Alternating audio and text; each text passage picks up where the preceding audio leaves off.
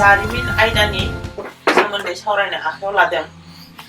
बे आयदायाव जों सावरायगोन दिनै आसामाव 1857 मायथाइयाव बिग्रायनायनि गोनांथि। बे 1857 मायथाइयाव आसामाव जिथु बिग्रायनाय जादोंमोन, बे बिग्रायनायनि गोनांथिया मा, बेनि सोमोन्दै जोङो सावरायो। दानाय आसामाव 1857 मायथाइनि बिग्रायनायनि गोनांथि। दा मा गोनांथि दंमोन बेनि सोमोन्दै जों सावरायो। बे मोनसे।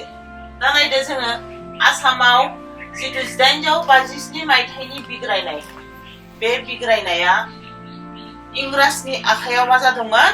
गोख्रोङै दबथाय जादोंमोन। गोख्रोङै इंराजआ आसामनि बे बिग्रायनायखौ दबथायनो हादोंमोन। नाथाय दबथायदोंमोनब्लाबो नुबाय जोङो आसामनि जिथु बिग्रायनाय, बे बिग्रायनाया गिबि खेबनि थाखाय दुलाराय भारतनि जिथु सिपाहि बिग्रायनाय, बे बिग्रायनायजों आसामाबो सरजाबफाजानाय बे खाबुखौ मोनदोंमोन। बेनो जाहैबाय बे मोनसे गोनांथि। गोसोआव ला जे मालाबा मेट्रिक आनजादाव सोंब्ला फरायसाफोरा बे आसामाव जिथु 1857 मायथाइनि बिग्रायनायनि गोनांथि, बे गोनांथिखौ लिरनो होयोब्ला मा खालामो? गोबां फरायसायानो 1857 मायथाइयाव जिथु बिग्रायनायनि फेलें जानायनि जाहोन, बे फेलें जानायनि जाहोनखौसो फरायसाफोरा लिरनानै होयो। दा सोंदोंमोन माखौबा, नाथाय लिरबाय माखौबा। अब्लानिया फरायसाफोरा मा खालामजानो गोनां जायो? लिरदोंबाबो नाम्बारखौ मोना जाहैयो। ओमफ्रायना जे सोंदोंमोन बै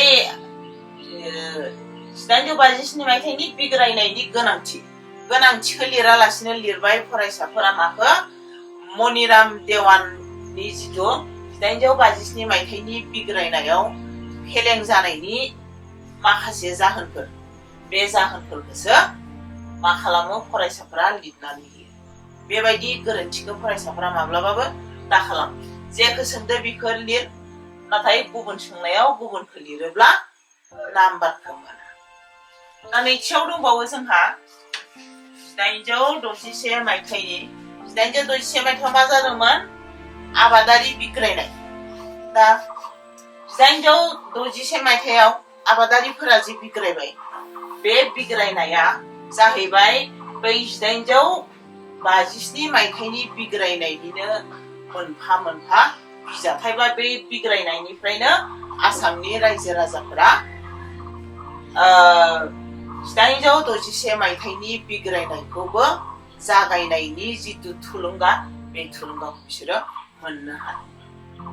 नङाब्ला आगोलावहाय आसामनि रायजो राजाफ्रा ब्रिटिश खुंथाइजों बायदिसिना सोबख'नाय, थगाय थसि खालामनाय, साद जारला खालामजाबाय थादोंमोनब्लाबो आसामनि रायजो राजाया मा खालामनानै दङमोन? गोसो हमथानानै दङमोन।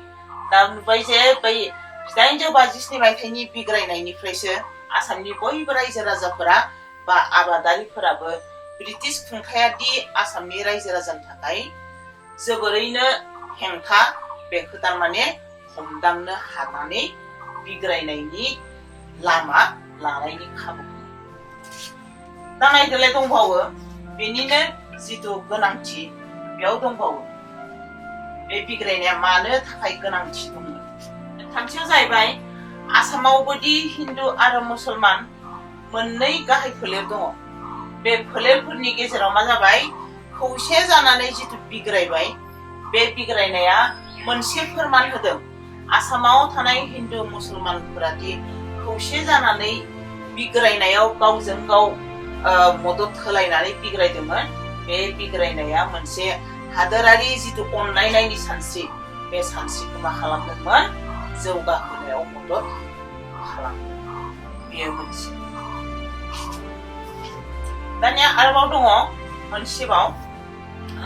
दा नायदो आसामाव 1857 मायथाइनि जिथु बिग्रायनाय, बे बिग्रायनायनि जों माखासे गोनांथि मोनबाय बे गोनांथिनि नैबे जोबथि गोनांथिया जाहैबाय 1857 मायथाइनि जिथु बिग्रायनाय बे बिग्रायनायनिफ्राय भारतारि उदांस्रि सोमावसारनायनि गुबुन गुबुन बिग्रायारिफोर बादिनो आसामनि बिग्रायारिफोराबो मनिराम देवान आरो मददगिरिफोरनि हाबाफारिनि गेजेरजों थुलुंगा मोनदों बेखिनिया गासै 1857 मायथाइनि जिथु बिग्रायनाय बे बिग्रायनाया आसामाव माबायदि गोनांथि दंमोन बेनि सोमोन्दै जों